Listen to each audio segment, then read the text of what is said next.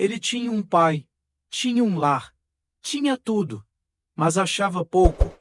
Achava que merecia mais e que merecia agora. Então partiu. Pediu a herança como se o pai já estivesse morto e sumiu no horizonte, como se nunca fosse voltar. Ele queria liberdade, mas não sabia que a liberdade longe do pai é só outra forma de cativeiro. E assim começou a jornada de um filho que trocou o abrigo do lar pela ilusão do mundo. Um filho que transformou bênção em desperdício. Um filho que, ao tentar encontrar a si mesmo, quase se perdeu para sempre. Quantos de nós vivemos assim? Quantos já caminharam para longe, mesmo ainda dentro de casa? Quantos já se desconectaram do Pai, mesmo com a Bíblia nas mãos? O que acontece com um homem quando ele descobre que tudo o que buscava já estava no lugar que ele desprezou? Essa não é apenas a história de um filho. É a história de todo aquele que um dia decidiu viver longe de Deus e agora precisa decidir: volta ou afunda. E Jesus continuou: um homem tinha 2 filhos. O mais novo disse ao pai: Pai, quero a minha parte da herança. Assim, ele repartiu sua propriedade entre eles. Não muito tempo depois, o filho mais novo reuniu tudo o que tinha e foi para uma região distante, e lá desperdiçou os seus bens vivendo irresponsavelmente. Depois de ter gasto tudo, houve uma grande fome em toda aquela região, e ele começou a passar necessidade. Por isso, foi empregar-se com um dos cidadãos daquela região, que o mandou para o seu campo a fim de cuidar de porcos. Ali, desejava encher o estômago com as vagens que os porcos comiam, mas ninguém lhe dava nada. Caindo em si, ele disse: Quantos empregados de meu pai têm comida de sobra, e eu aqui, morrendo de fome, vou me pôr a caminho e voltar para meu pai e lhe dizer: Pai, pequei contra o céu e contra ti. Não sou mais digno de ser chamado teu filho. Trata-me como um dos teus empregados. A seguir, levantou-se e foi para seu pai. Estando ainda longe, seu pai o viu e, cheio de compaixão, correu para seu filho, e o abraçou, e o beijou. O filho lhe disse: Pai, pequei contra o céu e contra ti. Não sou mais digno de ser chamado teu filho. Mas o pai disse aos servos: Depressa, tragam a melhor roupa e vistam nele. Coloquem um anel em seu dedo e calçados em seus pés. Tragam um novilho gordo e mateno. Vamos fazer uma festa e comemorar. Pois este meu filho estava morto e voltou à vida, estava perdido e foi achado. E começaram a festejar. Enquanto isso, o filho mais velho estava no campo. Quando se aproximou da casa, ouviu a música e a dança. Então chamou um dos servos e perguntou o que estava acontecendo. Ele respondeu: Seu irmão voltou e seu pai matou o novilho gordo, porque o recebeu de volta são e salvo. O filho mais velho encheu-se de ira e não quis entrar. Então seu pai saiu e insistiu com ele. Mas ele respondeu ao pai: Olha, todos esses anos tenho trabalhado como um escravo ao teu serviço. E nunca desobedeci às tuas ordens, mas tu nunca me deste nem um cabrito para eu festejar com os meus amigos. Mas quando volta para casa esse teu filho, que esbanjou os teus bens com prostitutas, matas o novilho gordo para ele. Disse o pai: Meu filho, você está sempre comigo e tudo o que tenho é seu. Mas nós tínhamos que celebrar a volta deste seu irmão e alegrar-nos, porque ele estava morto e voltou à vida, estava perdido e foi achado.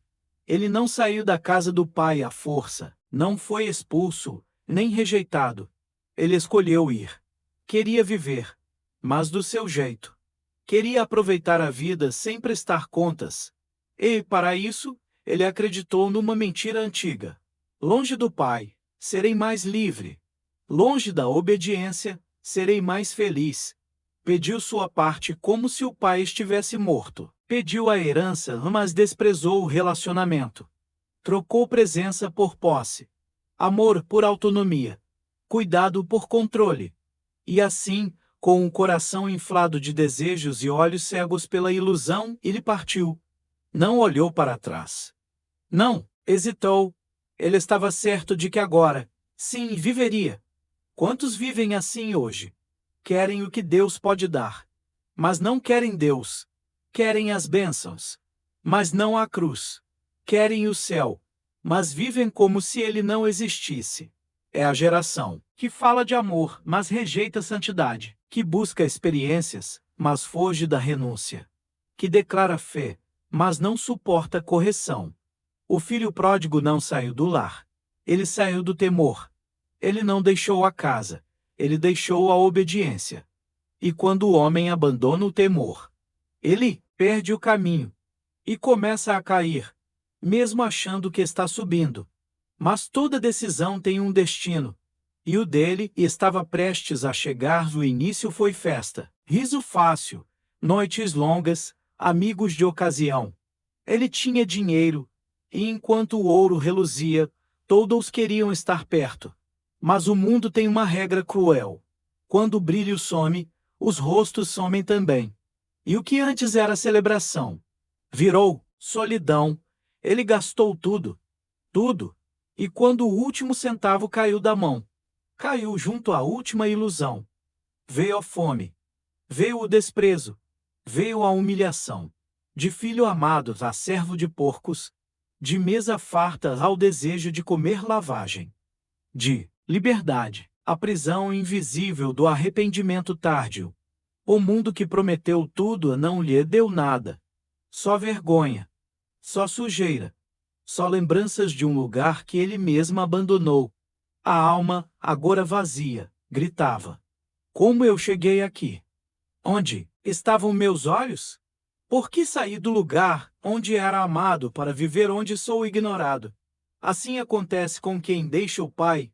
A distância parece liberdade, mas é laço. O pecado parece prazer, mas é veneno. A independência parece glória, mas é ruína.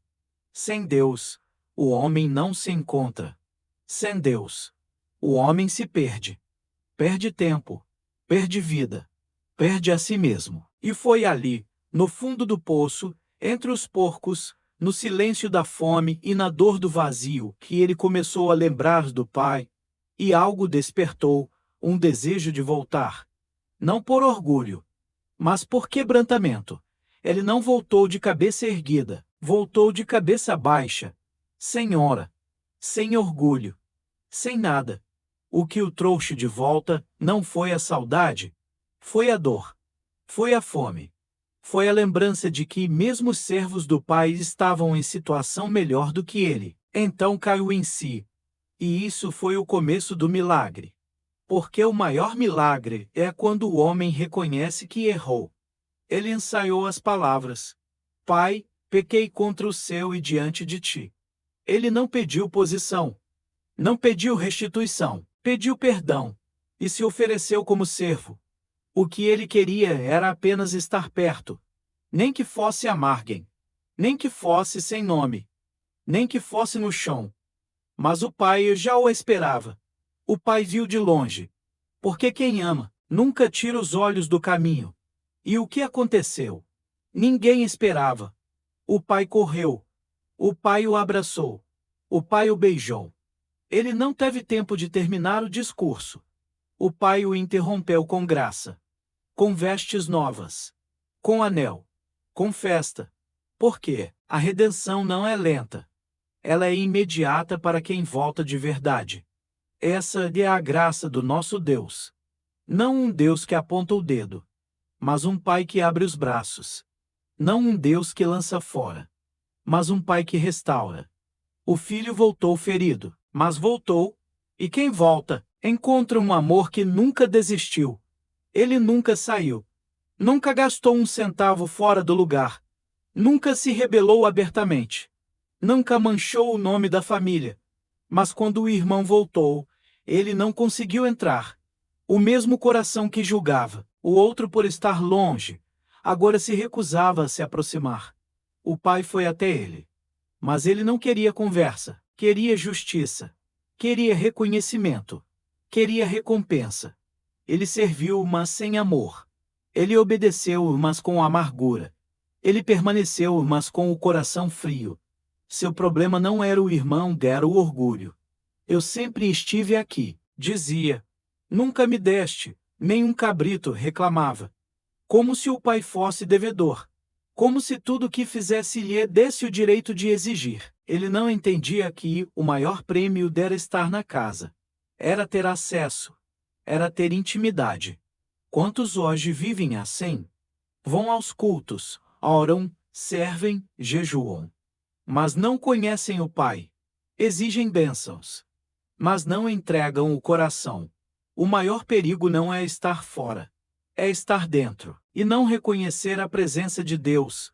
O filho mais velho representa o religioso ferido, que se ofende com a graça, que se incomoda com o perdão, que prefere manter a postura do que restaurar o irmão. O pai implora: tudo o que tenho é teu.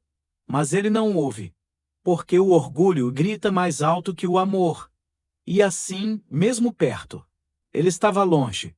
Pior, não sabia que também precisava voltar da parábola. Não é sobre um filho rebelde, nem sobre um filho fiel. É sobre um pai que ama os dois. É sobre um Deus que espera, que corre, que perdoa, mas também que confronta.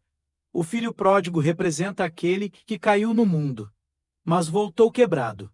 O filho mais velho representa o que se manteve na casa, mas perdeu o coração. Deus não quer só obediência externa. Ele quer rendição total. Deus não quer só serviço. Ele quer intimidade. Muitos hoje estão longe, mesmo estando perto. Estão na igreja, mas não estão no altar. Sabem os versículos, mas não vivem a palavra. Cantam, mas não se quebrantam. Deus não se impressiona com rituais. Ele vê o coração. E o que ele busca é um coração contrito, um espírito quebrantado, um arrependimento genuíno. O pai da parábola não muda. Ele ainda espera, ainda chama, ainda perdoa, mas não aceita máscaras. Ou você volta com verdade, ou permanece com religiosidade. Essa história é um espelho. Você é o filho mais novo? Volte antes que a fome destrua sua alma. Você é o filho mais velho? Quebre o orgulho antes que ele endureça seu coração, porque o tempo está passando, e o Pai está à porta. E quando ele voltar, não haverá mais tempo para ensaiar discursos, apenas para colher as consequências do que se escolheu ser. A parábola termina em silêncio. Não sabemos se o filho mais velho entrou, nem se ele perdoou, porque a decisão agora é nossa. Essa história não é apenas uma lembrança do passado. É um alerta, é uma escolha. Deus é o Pai, amoroso, mas justo, misericordioso, mas santo. Ele espera você voltar, mas não para negociar, não para dividir o trono, não para fazer acordos. Ele espera para restaurar, espera para recomeçar. Mas só há um caminho: arrependimento, cruz, renúncia. O Messias não morreu por bons religiosos. Morreu por pecadores quebrantados. Ele não veio chamar justos, mas aqueles que reconhecem sua ruína. Hoje ainda há tempo. Tempo de se levantar da lama. Tempo de abandonar a arrogância. Tempo de cair de joelhos. Não importa se você caiu como o mais novo, ou se endureceu como o mais velho. O Pai continua o mesmo, mas você não será o mesmo se decidir voltar. Porque tem volta de verdade. Não encontra julgamento, encontra braços, encontra perdão, encontra vida. E essa vida tem um nome: Jesus.